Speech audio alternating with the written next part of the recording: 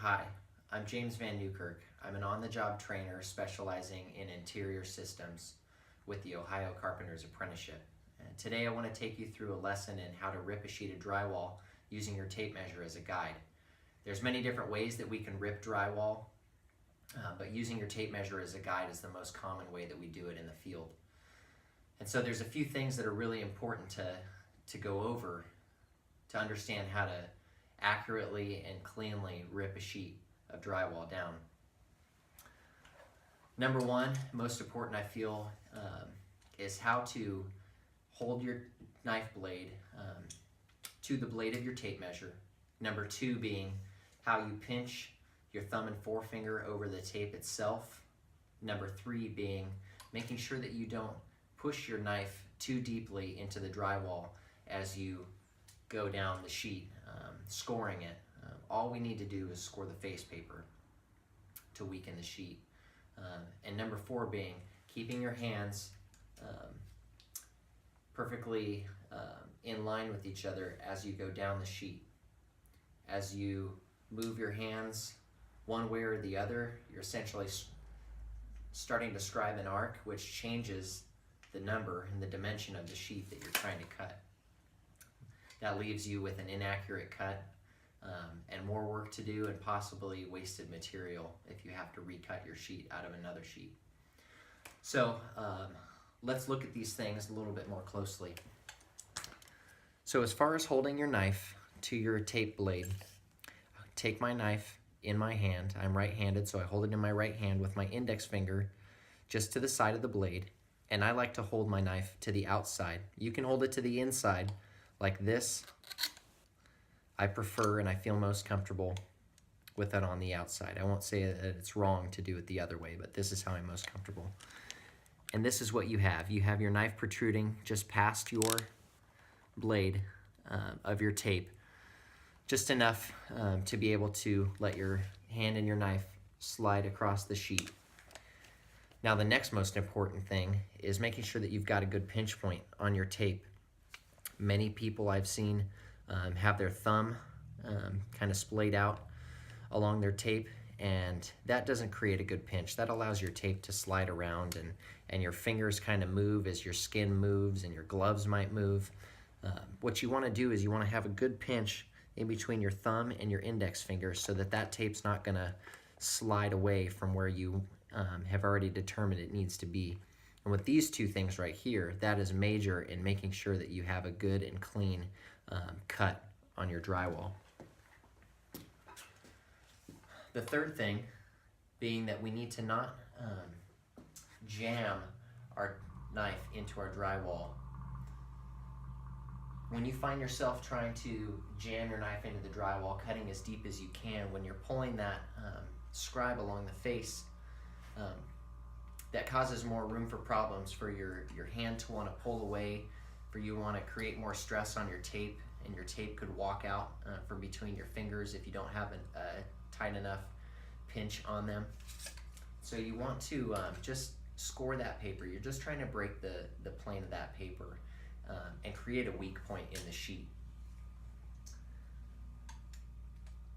Something else that I feel should be mentioned is we want to keep in our cut, we want to keep our bigger piece on the bottom. So say, for this example, we'll say that I need a 32-inch rip.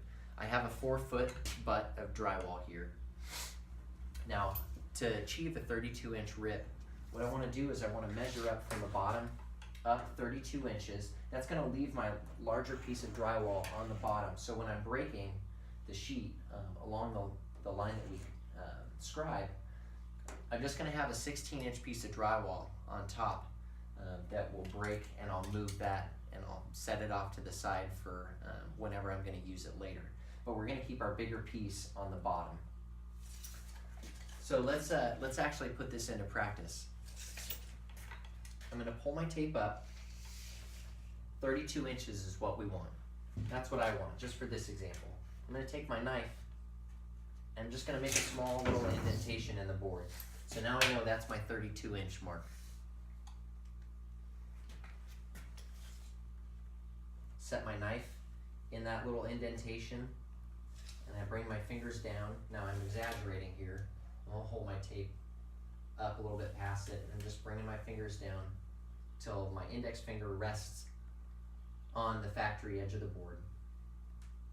And now I'm just going to take myself out to the edge, and remember, we're just breaking the plane of that paper, just weakening the face paper, cutting it so that we can create a weak point in the sheet.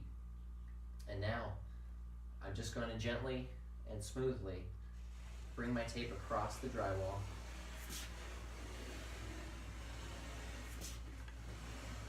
My hands one above the other, right straight through. As you do that, and as you become more comfortable with it, you'll get faster and faster. But for the demonstration,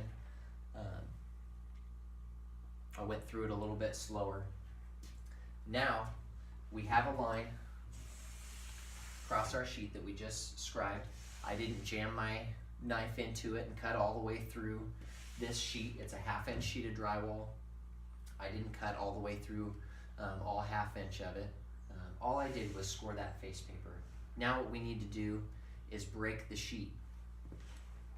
To do that, when it's leaning up against, say, a drywall cart, leaning up against other sheets on a drywall cart or up against a wall, simply pull it towards yourself, and you're going to pull it towards yourself, momentarily let go of it so that the sheet is falling towards you, and then apply a shock with both of your hands evenly spaced across the sheet that will break the board, like this.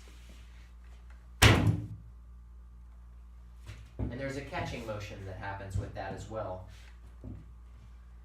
As you push the sheet out, you're catching it as well with your fingers so that your sheet doesn't then fall over on you, and you're in front of it, and so the sheet's just gonna fall against your body, but you want to make sure that that sheet doesn't come toppling towards you. So I always try to, as I hit it and catch it with my fingers there. So now we have a sheet that's broken and it's ready to be cut finally. Now you can apply pressure to it and snap it back without breaking the paper on the back, and that's all well and good. I particularly don't like to do it that way because it can leave a lot of paper on the back flapping out all over the place, and so I don't like to do it like that. What I like to do is first kind of see how clean my cut is. This cut's pretty clean, but what you can do, if you feel it's necessary, is take your rasp, your drywall rasp, and just come along this edge here.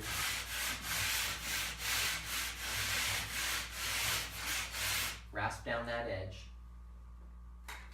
and that's up to you to judge if you feel like that's necessary in the moment. Go ahead and I pull my sheet back. Now, leaving the sheet angled back just a little bit, I'm just going to run my knife through the backing paper. Now, it's not completely separated yet. I've just weakened that paper in the back enough so that when I pull it towards myself, making sure to not get my fingers or my legs or my knees or any part of my body caught in this gap here as the sheet is pushing up and away from itself. I'm just going to break the rest of the sheet. And that broke nice and clean and easy. Now, in this scenario, I needed a 32-inch rip.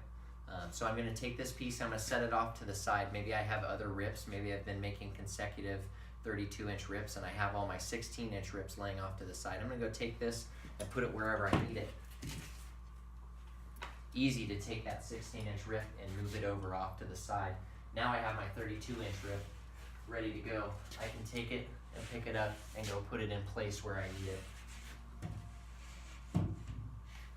So if we follow some of those steps and have good techniques, good technique in having your knife and the blade of your tape held together so that your knife isn't moving all around, you're not feeling awkward in the way that your fingers and your hand is positioned.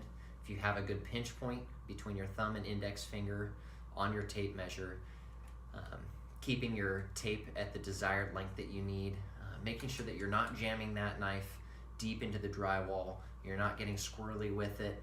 You're not creating an opportunity where you're going to lose hold of your knife.